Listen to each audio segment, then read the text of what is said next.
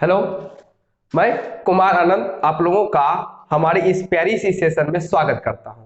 और आज की जो हमारी सेशन स्टार्ट होने वाली है वो सेशन रहने वाली है वोकैब से जुड़ी हुई। कहने का मतलब है आज जो कुछ भी हम लोग सीखने वाले हैं वो सब हमारे वोकैबुलरी के ऊपर डिपेंड करते हैं। और यह जो वोकैबुलरी का सेशन है इसको मैंने पैटर्न वाइज बांटा है।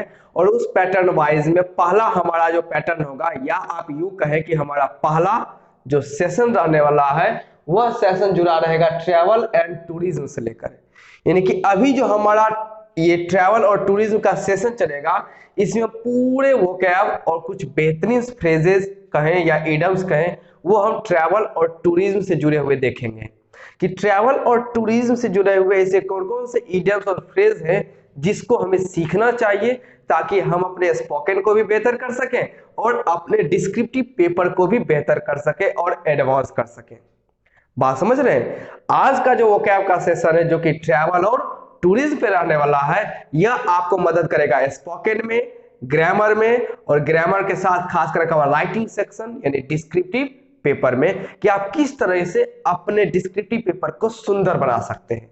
और आने वाले टाइम में जैसा कि मैं आपको डिस्क्रिप्टिव पेपर भी करवाऊंगा लेकिन उसके लिए अभी टाइम है जिसके लिए हमें बहुत सारा बेसिक तैयार करना है और उसी के आधार पर मैं सेशन को बराबर बांटते जा रहा हूं ताकि आने वाला टाइम में हम एक प्यारे से स्टेज में पहुंच जाएंगे। ओके, तो इस वोकैबुलरी सेशन में जो कि ट्रैवल और टूरिज्म से जुड़ा हुआ है इसका पहला इडियम्स या फ्रेज आता है हमारे gate away from it all से।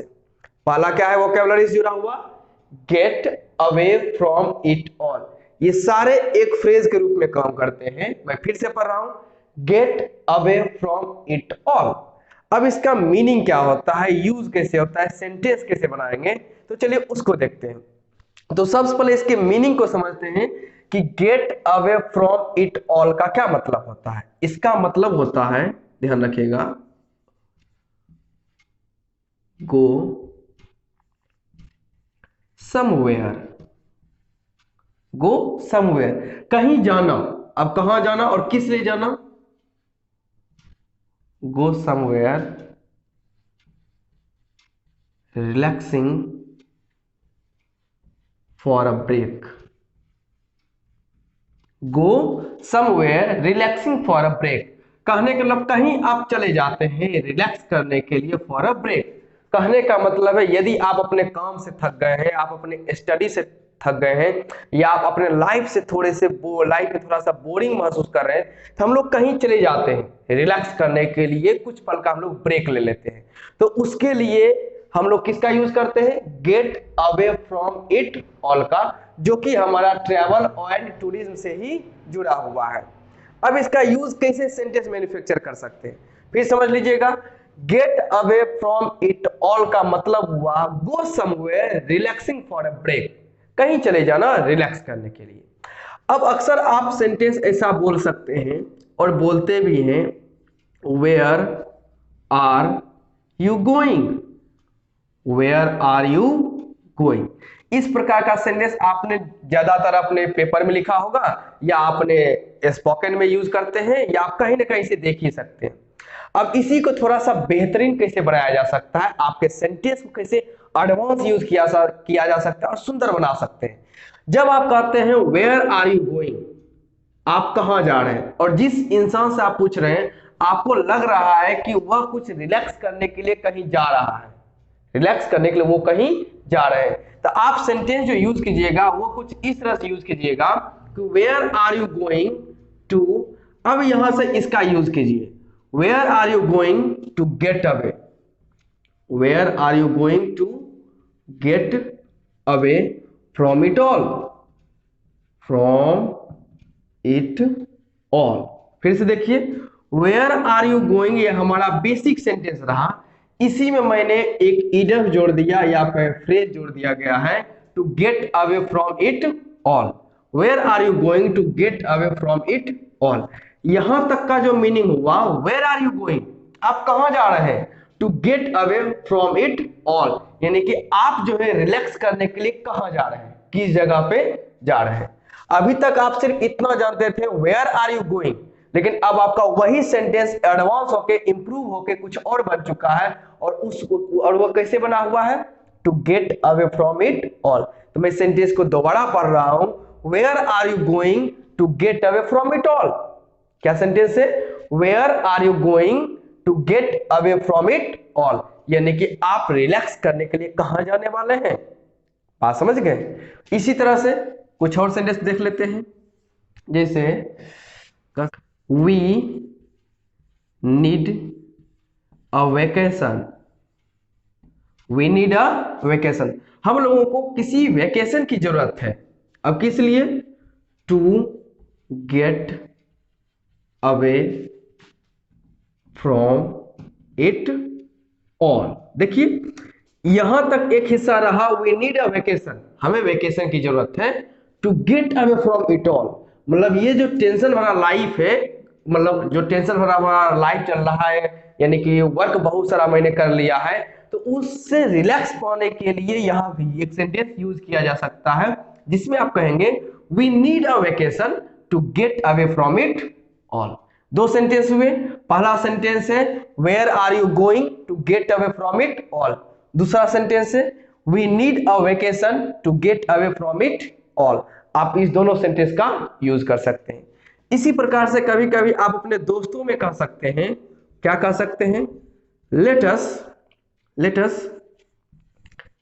Get away, late us get away from it all, late us get away from it all, let us, चलो चलते हैं, चलो चलते, कहां, gate away from it all, यानी कहीं रिलैक्स करने के लिए हम सब चलते हैं, तो हम लोग कहेंगे late us get away from it all.